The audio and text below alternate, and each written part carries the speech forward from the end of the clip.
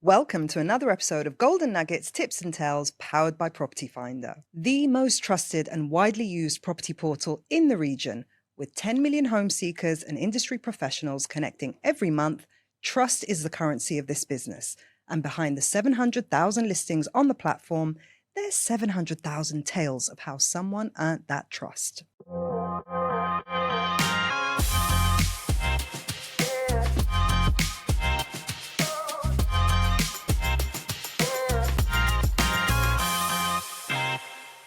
Today, I'm joined by Ben Greenwood of Arabian Estates, who's one of Property Finder's super agents on the platform. Welcome to the show, Ben. Thank you. Today, we're going to talk about giving and getting brutal, honest feedback, whether it's after a viewing, whether it's with your seller. How important is feedback to a real estate agent? It's essential to get the right result at the end of the day, whether you're buying, selling, renting, it doesn't matter. To be honest with your broker is the most important thing that you can do. If you want to search in one particular area, tell them that. If you want to look for one particular property type, tell them that. Mm-hmm. And the same for the broker. Like when I'm asking you these questions as a seller or a buyer or whatever else, I'm doing it to allow this search to become easier for both of us. There's no point me sending you options that are never going to work, but I can only do that if you give me what I need to know to a certain degree. I can understand that you want to maintain a level of privacy and whatever else, but yeah, just let us know what you're looking for. Mm-hmm. Be as brutally honest with that as you can be. And if I take you somewhere and you don't like it, tell me that. Otherwise, I'm going to want to try and take you back. Yeah, all right. You come out of an apartment or a villa and you hated it, but you tell me that it's okay, or maybe I'll try and find somewhere else in the community, but you just hate the community. Just tell me that you don't want to be there. It's so simple. So I guess it starts with the questions that the agent will ask on the viewing. Yeah. So you're an experienced agent, you've got super agent status. What type of questions are you asking at the end of a viewing to try and extract that honest feedback? I guess the most important one, regardless of all, is what would you pay for this? Is there a price that you would take this property? Because let's say it's on the market for X amount and you're telling me that you like it, but you think it's overpriced. That's okay. What would you pay for it? That's a buying signal, isn't it? If someone says something's overpriced is fine. That we can work with. Mm-hmm. If it's just the pricing issue, great. Let me do my job and try and work something out here. There's many, many ways around it. But if it's just the pricing issue, yeah, great. What would you pay for it? Well, I pay this much. Okay. If I could get it for that, would you take it? Would you be in a position to sign today? Mm-hmm. No. No. And then why? Then why not? Yeah. What's wrong with it then? But most agents will stop there. Yeah. Most agents will stop there. They won't ask the follow-up questions. Yeah. So that is this is the great first step to getting that feedback. Why not? Yeah. It's asking the why not, or why? What's stopping you? What's likely to come after that? Potential move-in date. Mm-hmm. It could be property's furnished, don't want it furnished, or vice versa. It could be rented. It could be the position of the villa within the community. It backs onto the internal road. Okay, so if I could find you this house that doesn't back onto the internal road, would you be in a position to sign on one of them? No.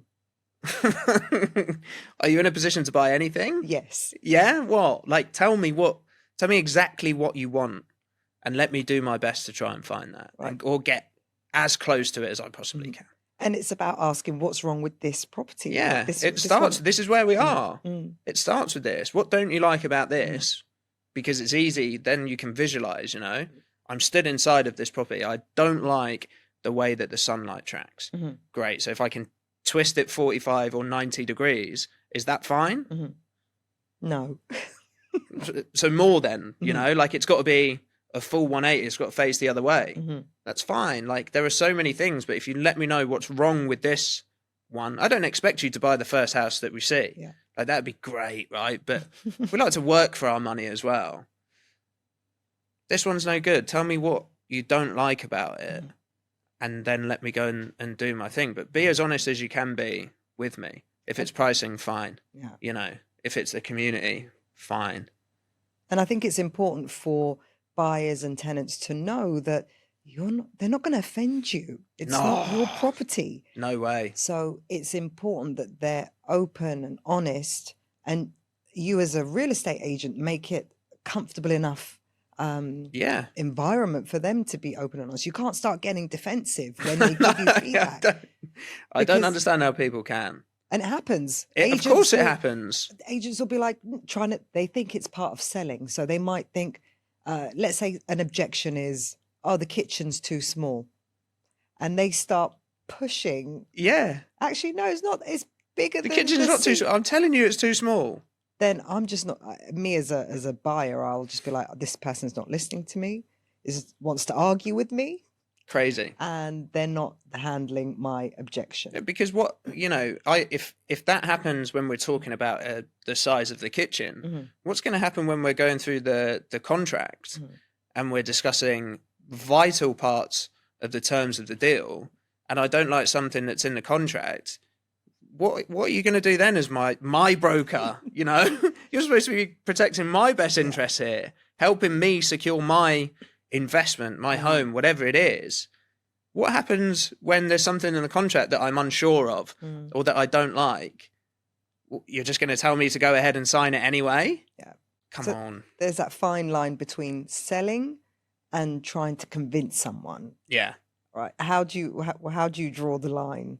I think honesty for me is something that I'd love to be able to say that I pride myself on. I think I can sit here and say that, whether it is with buyers and or sellers or whatever else, but just being upfront and honest with people. And if there really is a problem, like trying to resolve this. But again, honesty is a two-way thing. I can be as honest as I possibly can be with you, but if you're keeping vital things from me that I need to know, then it makes it a lot more difficult for me to protect you in the ways that, or help you in the ways that you need helping. So honesty and sincerity, I think you can tell when someone is both of those things, and you can tell when it's coming across that way, even if it's just on a viewing. So trying to maintain incredibly high standards of honesty and sincerity when you're going through these showings or when you're going to the contract negotiation side of it, and just being as open and honest as you can be. And how do you deal with vague feedback such as, it's nice, we have to think about it, or I need to speak to my partner? Vague, I think it's just a case of really trying to do your best to get down to the root of the problem without, of course, offending someone. If they're really only ever going to give you that, then it might just be a case that this is not the right buyer-broker, seller-broker relationship, and that's okay. You can't sell everything that you try and sell, and you can't sell to everyone that comes into contact with you. There are an incredible number of brokers here, and an incredible number of good brokers as well. So you can't sell for everyone, and you can't sell to everyone. If it's just going to stay on a vague, surface level back and forth, then probably best to just leave that where it is. Yeah, because you're wasting everyone's time. Yeah. You're wasting your own time as a home seeker, and you're not actually refining your search, which is what a super agent is there to help you do, because they know the community, they know the different types, and they're ultimately the ones that can say to you at the end, whatever you've asked for doesn't exist. Yeah. Or certainly not at that price bracket. Yeah. It's important to say that from the beginning. Let's say you come as a buyer and you want to buy something at a price that hasn't been achieved since last year. It's going to be really difficult to help you out. There's probably some internal work that you need to do that I'm never going to be able to get you to pay the difference. It's something that you have to want to do. So is your motivation there? Maybe it's not right now, and that's okay. But when it is, please feel free to let me know. I will be available. If you want to buy something in and around the market price, cool. That's fine. We can work together. If you're looking for something that you're just not going to get, there's no real value in either of us going out and even doing a viewing. And let's challenge you on one thing: giving bad feedback to a seller or a landlord. So let's say someone, or you've had repeatedly the same thing, bad feedback given about a property. Yeah. And don't really want to upset the seller or landlord because it might affect your relationship with them. So how do you deliver this feedback? How do you package it and deliver it to the seller? Just with a sense of understanding and care. Some of these landlords, they might own multiple properties and they might not even know. If you go in and let's say the house has a mold issue or whatever else, they might own 15, 20 properties in their portfolio and just have no idea. But the only way you can ever get to a solution to any problem is to actually identify the problem and have a conversation around it. So how do you deliver bad news? That's beating around the bush is never a great way to deliver bad news. I think if I look at the times where I've done it to owners or individuals within a business, then it's been pretty direct. But of course, with with a level of understanding that this is not, it might not be the thing you want to hear, but ultimately to get to where you want to get to, it's probably something that we have to have a conversation about.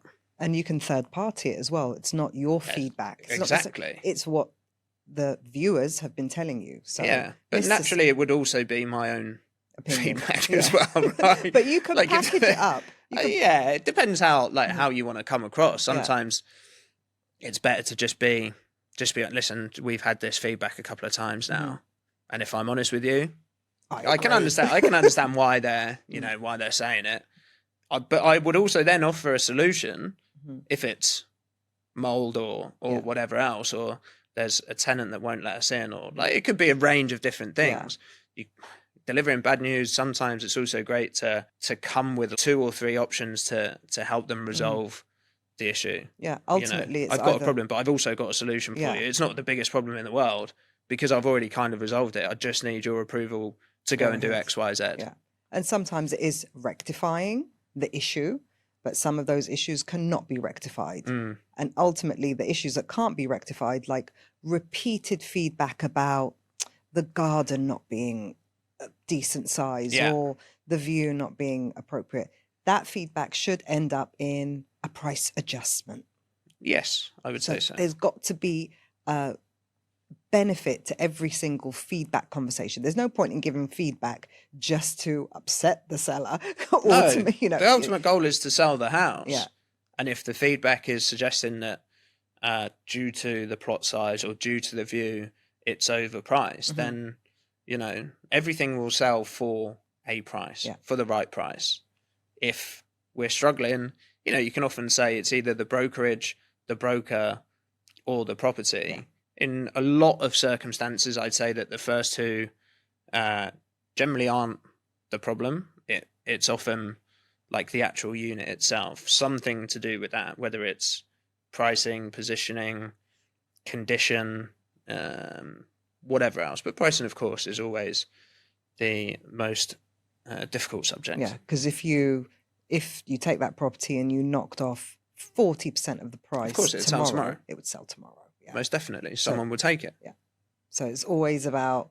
Pricing is everything. Yeah. There you go. All right.